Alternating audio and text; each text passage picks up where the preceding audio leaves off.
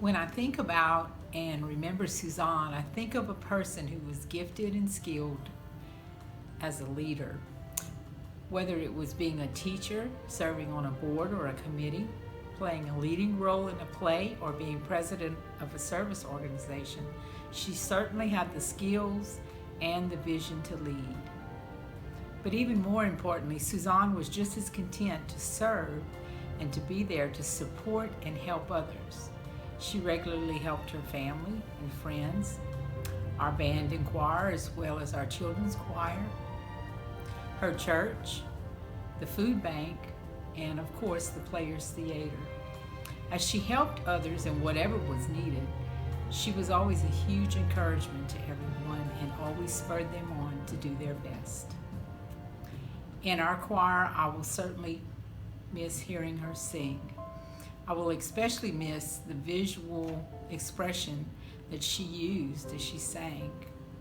And she even had a fun side when she sang, in that she would sometimes dress up in little costumes or have a piece of a costume that she used to bring more expression to the music.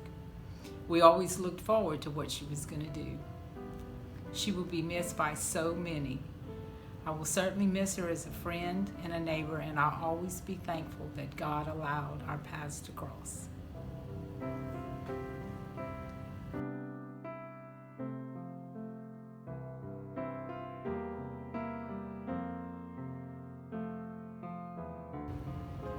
I first met Suzanne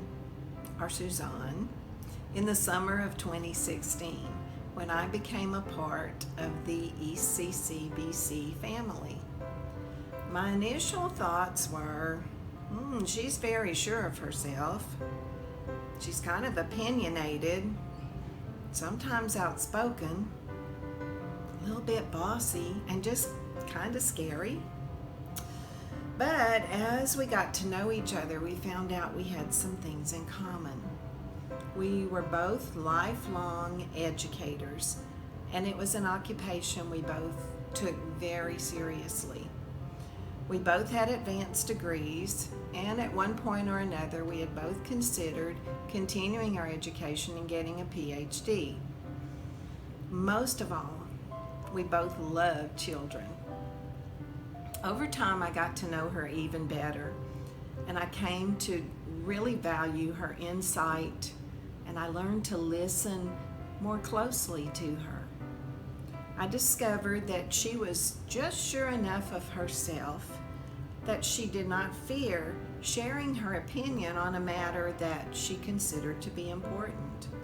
And I realized she wasn't scary at all. She was actually quite wise.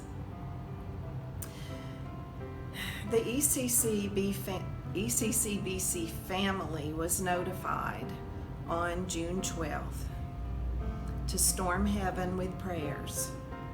Prayers for Suzanne. She was in the hospital and she was not doing well. Her death was sudden. It was unexpected.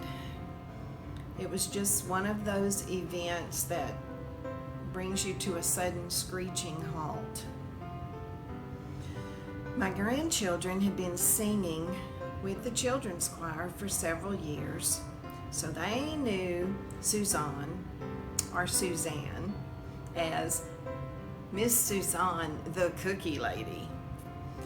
Nothing makes a child want to get on a stage and sing in front of thousands and thousands of people, as our director Dwight likes to tell them, like a homemade cookie bribe. You see how wise she was. Well, I happened to be with my little singers on the day Suzanne died, and they wanted to know why my phone was dinging so often. I was going to tell them that I had a friend and my friend died, when I realized that they also had a friend who died. So when I told them about Miss Suzanne from Children's Choir, their eyes filled up with tears. Then my very practical Mary Grace, and my sweet, emotional Annalise and my very energetic Madeline all said, "Can we make the cookies for Miss Suzanne this year?" Now, we will never bake a chocolate chip cookie that could rival Suzanne's, but we had such a sweet time designing desserts straight from the octopus's garden.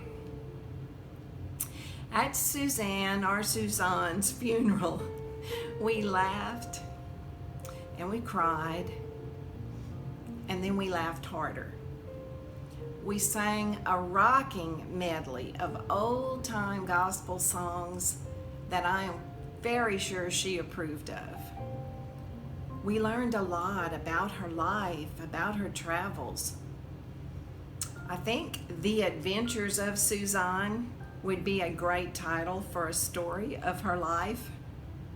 And watch closely, because the movie version will probably come out soon after. If you listen closely when we sang the song Zaz, there was a line that said, "He'd make the people have a step ball change of heart," with an echo from the tenor section and basses going, "Ball change." Well, she could deliver that echo at precisely the right time, loud and proud. And I'm pretty sure you heard her chime in tonight, helping Rick and Gabe, her partners in the tenor section. Many people say when you see a bright red cardinal, it's a loved one in heaven coming to check on you. But I can honestly say, whenever I hear the word step ball change, I'll think, "Hey, Suzanne, I really do miss you."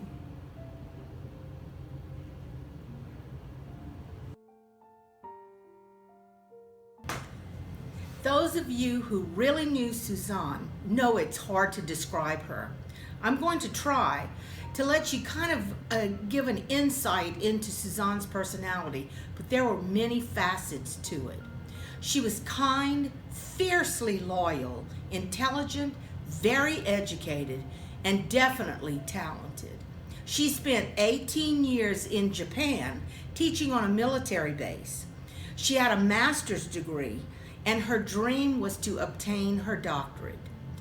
She loved the Eunice Community Concert Band and Choir and worked hard to support and make it a success. She had recently become the president of the Eunice Bulb and Blossom Club and had big plans for the club. I was looking forward to what Suzanne had planned for the city. Suzanne loved doing things the right way, so I know we would have seen some beautiful things happening around town. She belonged to several civic groups and always worked hard to make things better in any way that she could. She absolutely loved the Eunice Players Theater. She would get excited about a new part that she was going to play and would describe in detail how she was going to make the character her own. Her other very important job for the theater was dressing Van Reed for his many roles on stage. You might ask Van about her instructions for dressing him for multiple costume changes in a play. It's a story really worth hearing. Suzanne had a big heart and she loved her kitties. She had rescued a couple. Her precious cat was named Widow Kitty. I never thought of him as Widow Kitty. He looked and reminded me more like a Brutus. Suzanne had us over for dinner on occasion, and if you were invited, you were instructed not to look at Widow Kitty. He had some kind of emotional problem, probably from being a rescue. Suzanne is the only person I know whose cat was in therapy and took meds for emotional problems. Suzanne loved her church and had a deep faith. She was always trying to understand the meaning of God's word and incorporate that into her life. You didn't just have a casual conversation with Suzanne. It was intelligent, informative, and at times problem-solving. Suzanne would often drop in at our office with updates on projects that we were involved in. I will miss those visits, the outings to restaurants, dinner at her home, solving problems with her, laughing, crying, lamenting how times have changed since our mothers no longer were here to keep us in line. Yep, I'm gonna miss her. However, I'm sure she's up there and already been elected president of the Heavenly Bulb and Blossom Club, recording secretary of many committees, head baker for the children's choir, reorganized adult choir robes, filed away music scattered around, planted more lilies and herbs, and made agendas for all of the upcoming meetings. Also, she probably put a new coat of paint on the pearly gates. I'm gonna miss her. I already do.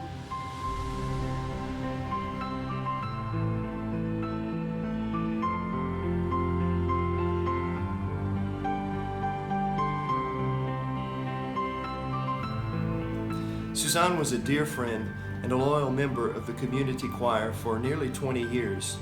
She was very special in so many ways, but what I will remember the most is her smile and her laughter. There's no doubt that Suzanne enjoyed life, all of it. Her interests were varied, ranging from community choir to church activities and everything everyone has mentioned before, and her commitment to each one of those causes was steadfast. The end of this concert season was so very difficult than the previous 17. Suzanne was so much a part of putting these concerts together, from setting up on Sunday afternoon to selling program ads to baking for the children's choir, not to mention singing in the choir, second row center. She often joked that she needed a tambourine to spice things up. Her absence is heartbreaking and significant. We will miss her as a member of this organization, but more so as a friend. Sing with the angels, dear friend. I'm pretty sure you have your own golden tambourine up there. We will see you again someday.